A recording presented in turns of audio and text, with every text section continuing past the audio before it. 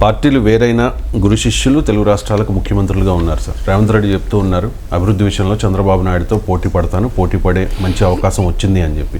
ఏ రంగాల్లో పోటీ పడాలి, ఎలా పోటీ పడాలి అంటే గురు శిష్యులని మీరు అంటున్నారు. రేవంత్ రెడ్డి చాలా సీరియస్గా దీన్ని ఖండించాడు.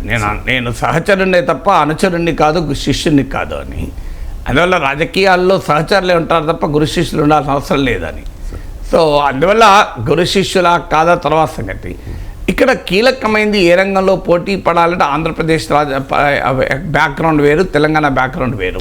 మీకు తెలంగాణకు ఒక హైదరాబాద్ నగరం ఉంది, ఆంధ్రప్రదేశ్కు ఇలాంటి ఇన్కమ్ జనరేటింగ్ సిటీ లేదు మీకు. అందువల్ల పోలిక ఆంధ్రప్రదేశ్కు ఉన్న అడ్వాంటేజ్ ఆంధ్రప్రదేశ్కు ఉన్నాయి.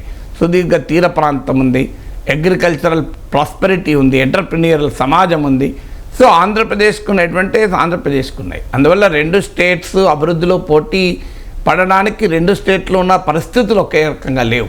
అందువల్ల పోటీ పడడం మంచిది, అభివృద్ధిలో పోటీ పడాల్సింది, సహకరించుకోవాల్సిందే రెండు తెలుగు రాష్ట్రాలు. కానీ ఎలా కంపేరబుల్గా కాదు, డిఫరెంట్ డైమెన్షన్స్ ఉన్న రెండు రకాల భిన్నమైన పరిస్థితులు ఉన్న స్టేట్స్ కనుక. కానీ ఇంట్రెస్టింగ్ థింగ్ ఏంటంటే రేవంత్ రెడ్డి ఇక్కడ పొలిటికల్ పాయింట్ చాలా ఇంట్రెస్టింగ్. ఇందులో ఉన్న ఎకనామిక్ పాయింట్ కంపీట్ చేయడం ఒకటే కాదు. చంద్రబాబు నాయుడు 18 గంటలు పనిచేస్తాడు కనుక నేను కూడా ఇక అప్పటి నుంచి 18 గంటలు పనిచేస్తాను.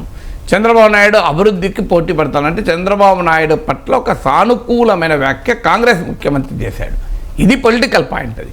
సో రేవంత్ రెడ్డి ఈ విషయంలో ఏనాడు కూడా ఆయన ఏమీ దాచుకోలేదు. చాలామంది విమర్శలు చేసిన సమయంలో ఎన్నికలకు ముందు తెలుగుదేశం కోమటిరెడ్డి వెంకరెడ్డి లాంటి వాళ్ళు రేవంత్ రెడ్డి టీటీడీపీగా మా పార్టీని మార్చేస్తున్నారు అని విమర్శలు చేసిన సమయంలో కూడా రేవంత్ రెడ్డి ఏనాడు డిజోన్ చేసుకోలే తన పాస్ట్. అది అప్రిషియేట్ చేయాలి కదా ఎవరైనా. సో ఈ నెవర్ డిజోన్డ్ ఇస్ పాస్ట్.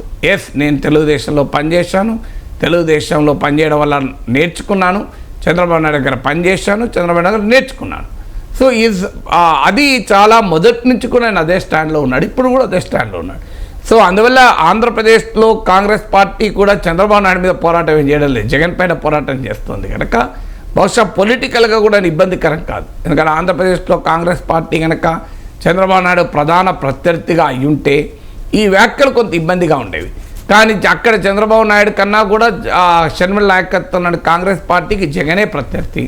అందువల్ల ఆ ప్రాబ్లం కూడా లేదు.